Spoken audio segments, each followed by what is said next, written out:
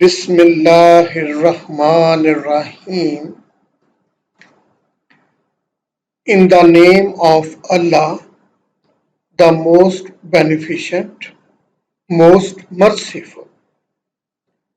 Dear students, I am Dr. Asrar Ahmed and it's my lecture number 4. This lecture deals with the applications of electrochemical series. This lecture belongs to the chapter Advanced Physical Chemistry. Course code is CHEM3117. Dear students, in the last lecture, we studied that following are the applications of electrochemical series. Number 1, reactivity of metals. Number 2, displacement reactions. Number 3, reducing power of metals. Number 4, oxidizing nature of metals. Number 5, corrosion of metals. And number 6, extraction of metals. Dear students, now we will study all these applications one by one in detail.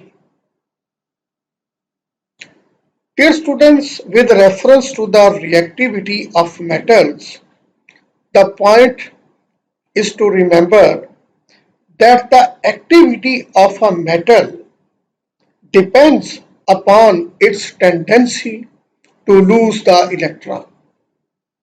The activity of the metal depends on its tendency to lose the electrons, and the metal which has high negative value or smaller positive value of standard reduction potential will lose the electron readily and it will convert into cation, and such type of metal will be very much chemically active. So the activity of metal depends upon the tendency of a metal to lose the electrons. Dear students, chemical reactivity of metal decreases from top to the bottom in the series. It means the metal higher in the series is more active than the metal that is placed at the lower in the electromotive series. So, reactivity of a metal will decrease from top to the bottom. So, those metals who are present at the top of electrochemical series, they will be more active, and the metals which are lying at the bottom of the series, they will be less active. For example, dear students, alkali metals and alkaline earth metals, they have high negative value of standard reduction potential, so chemically they are very much active. They react with cold water and hydrogen gas is released. Similarly, metals like iron, lead, tin, nickel, cobalt, these metals lie a little down in the series, so they do not react with cold water, while the metals like iron, lead, tin, nickel, cobalt, when they react with steam, then hydrogen gas is evolved. But the metals like copper, silver, and gold, which lie below the hydrogen in the electrochemical series, these metals are very less reactive, so they do not evolve hydrogen from the water. So from the position of a metal, In the electrochemical series, you can find out its reactivity. Dear students, the other characteristic of metal is its electropositivity. So the electropositive character of metals, it depends upon the tendency to lose the electrons. It is just like reactivity. So the electropositive character of the metals decreases from top to the bottom in the electrochemical series. So on the basis of standard reduction potential, metals can be divided into three groups. Number one, strongly electropositive metal. Number two, moderately electropositive metal. Number three, weakly electropositive metals. Strongly electropositive metals are those whose reduction potential values are near about minus 2.0 volt or more. Similarly, moderately electropositive metals are those whose reduction potential values are in the range between zero point 0.0 and 2.0 volt. The examples of such metal is aluminium, zinc, iron, nickel, cobalt. They belong to moderately electropositive metals. While the weakly electropositive metals are those metals which are below hydrogen and possess the positive value of the reduction potential. And the examples are copper, mercury, silver. They belong to weakly electropositive metals. So dear students, on the basis of standard reduction potential values, the metals can be divided into three groups: strongly electropositive, moderately electropositive, and weakly electropositive. Third application is the displacement reaction. What is meant by displacement? As in the picture you can see that this yellowish egg is near to the blue egg. When this react with this green egg, then this green egg or ball, it displaced this yellowish ball from this blue. So the reaction you can see here that if we suppose that the A egg is A, blue egg is A, yellow egg is B, and green egg is C. So when C reacted with AB, then what happened? The product became A plus BC. So what did happen here? That C replaced B from A. So such type of reactions are called displacement reactions. From the displacement reactions, we can predict metal displacement from its salt solution. Dear students, a metal higher in the series will displace the metal from its solution which is lower in the series. To understand this point, we will study in the next topic that a metal higher in the series will displace the metal from its solution which is in the lower in the series. Just like you have seen the mat जो ऊपर वाला है वो अपने नीचे वाले को displace कर सकता है, लेकिन जो नीचे वाला है वो ऊपर वाले को डिस्प्लेस नहीं कर सकता.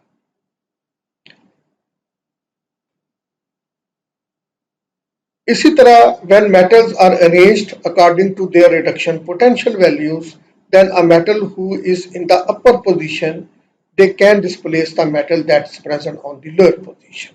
So metal having low standard reduction potential will displace the metal from its salt solution which has higher value of standard reduction potential.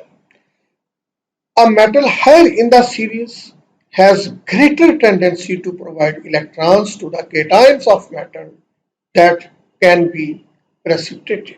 So this is the reason that how a metal can displace the other, because a metal that is higher in the series has greater tendency to provide electrons to the cations of the metal that can be precipitated. Dear students, just like we have studied the displacement of metal, one non-metal can also displace another non-metal.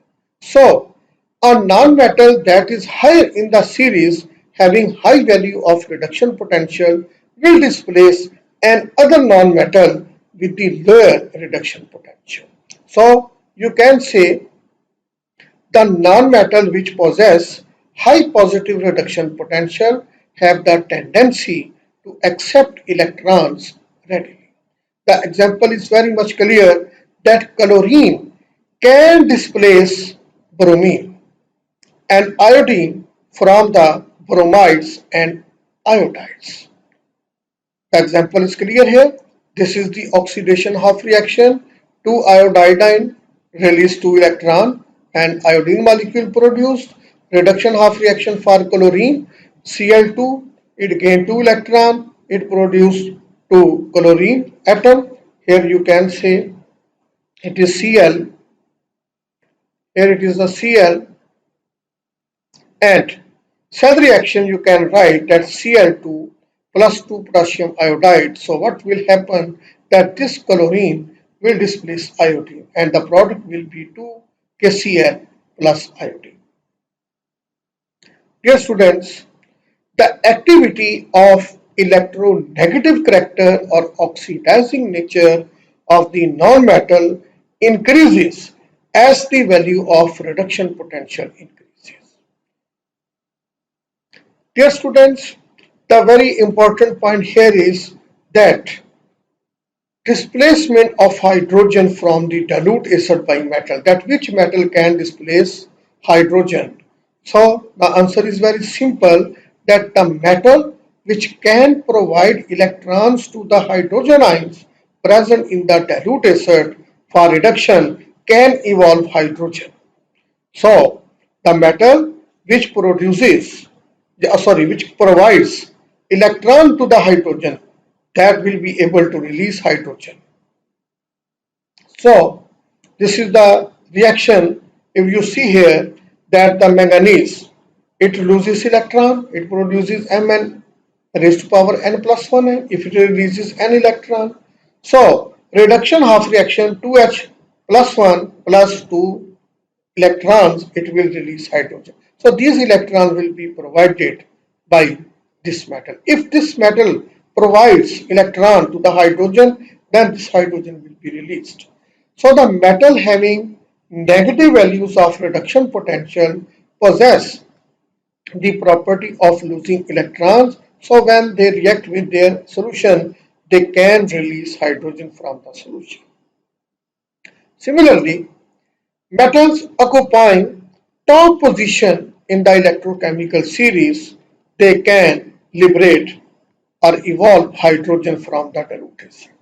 Similarly, the metals which are below hydrogen in the electrochemical series like copper, mercury, gold, platinum, they cannot evolve hydrogen from the dilute because these metals, they lie in the electrochemical series below the hydrogen.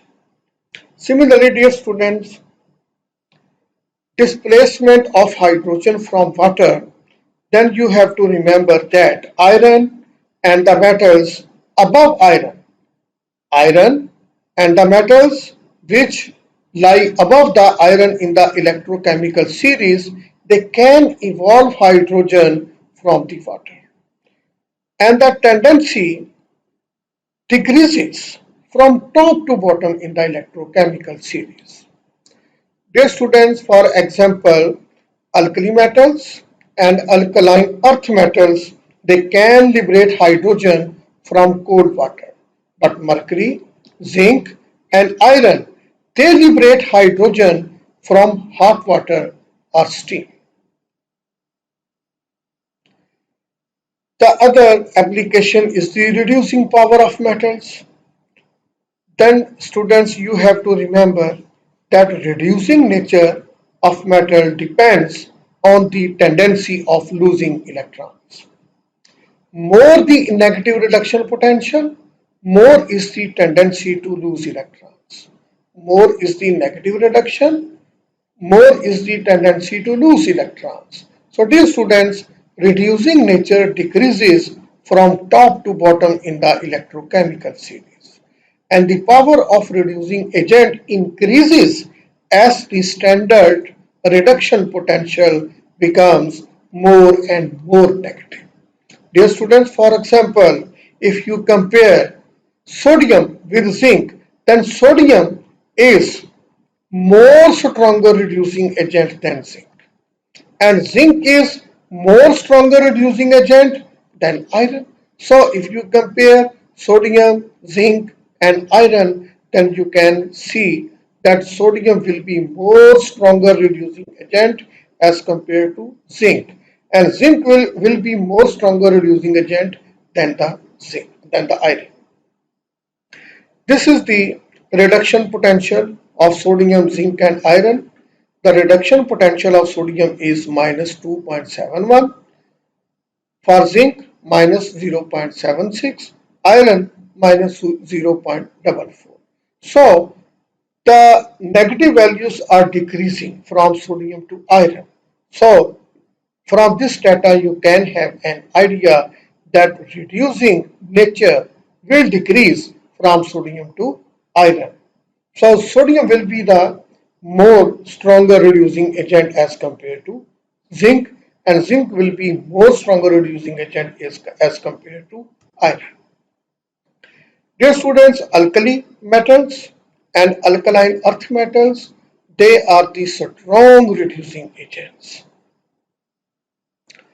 Similarly, now he will discuss the oxidizing nature of nonmetals. From the electrochemical series, we can have an idea that which nonmetal will be a stronger oxidizing agent or will be less or weak oxidizing agent.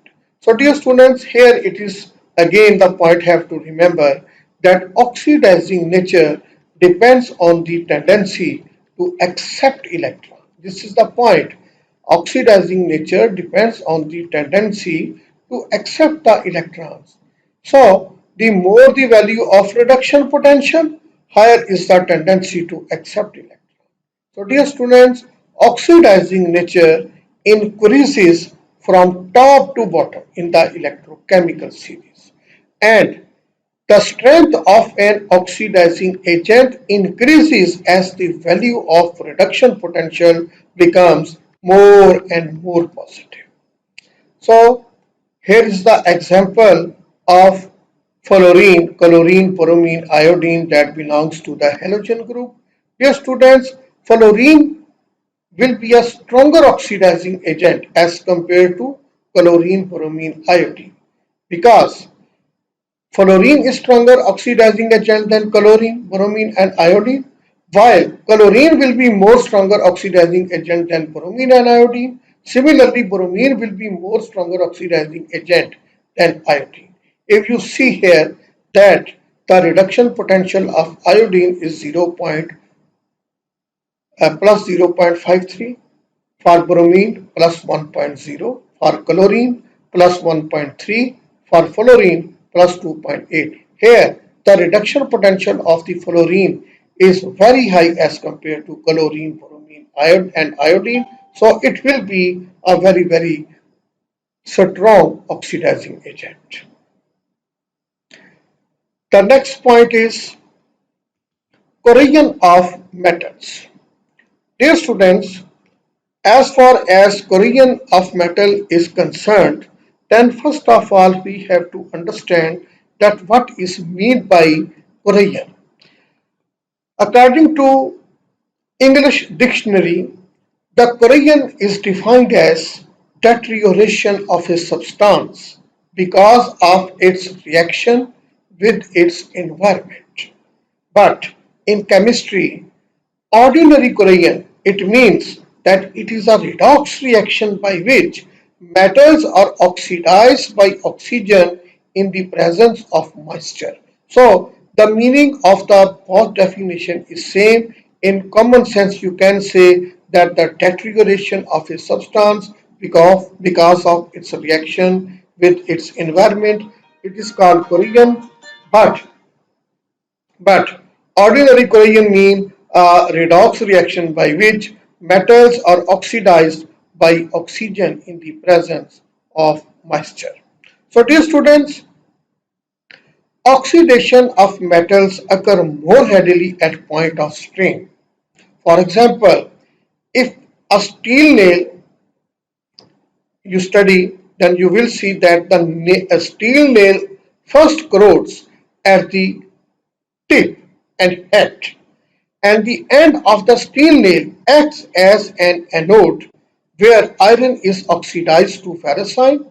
So, at the head or the tip of the steel nail, an anodic reaction will start, in which iron will release two electrons and ferrocene will be produced. So, iron is oxidized to ferrocene. Similarly, the electron flows along the nail to the area containing impurities which act as cathode, and oxygen is reduced to hydroxyl. So oxygen in the presence of moisture will receive 4 electrons and it will produce 4 hydroxyl ion, and it will be the cathode reaction. So dear students, if you see in this picture that how the process of corrosion takes place at the surface, then you can see that here is the iron, and this iron is converted into ferrocene. And this ferrocene that is quoted here, it reacts with oxygen, and this rusting take place, or rust deposit is produced here. But this takes place in the presence of air and water droplet. This is the water droplet, and this is the surface of iron. This is the surface of iron where corrosion is taking place. So what will happen that this water droplet in the presence of air, it will react with iron, and this iron will be converted into ferrocene and oxygen will be absorbed. So here two types of reaction will take place at cathode and anode. What will be happen at anode, that this iron will be converted into ferrocene by releasing two electrons. These electrons will be accepted by oxygen in the presence of hydrogen ion, and it will produce water, and this water will react with oxygen by gaining 4 electron, and it will produce hydroxyl. So the rusting means when a metal reacts with oxygen or water and it converts into the hydroxyl, then this is called rusting. So this is the simple diagram by which you can see or have an idea that when corrosion of a metal like iron takes place, then it is just simple an oxidation and reduction reaction. So oxidation is taking place at the nail head where iron is converted into ferrocene, and reduction is taking place when this oxygen reacts with moisture in the presence of 4 electron, or this oxygen receives 4 electron in the presence of moisture and it converts into hydroxyl ion. So this iron and hydroxyl ion, they react with each other and produce rust deposit in the form of Fe2O3.XH2O. The overall reaction will be that 2 mole of iron will react with 1 mole of oxygen in the presence of 2 mole of water. So they will produce 2 FeOH twice. This FeOH twice may be dehydrated to iron oxide, and FeO are further oxidized to FeOH thrice and then dehydrated to iron dust, that is Fe2O3. So dear students, this is the chemistry of the corrosion of iron or corrosion of metal, and several methods for the protection of metal against corrosion have been reported. Number one, just like plating the metal with a thin layer of a less easily oxidized metal. Or number two, galvanizing steel is coated with zinc, and zinc mean A more active metal is deposited on that metal which you want that it must not be grown. Just like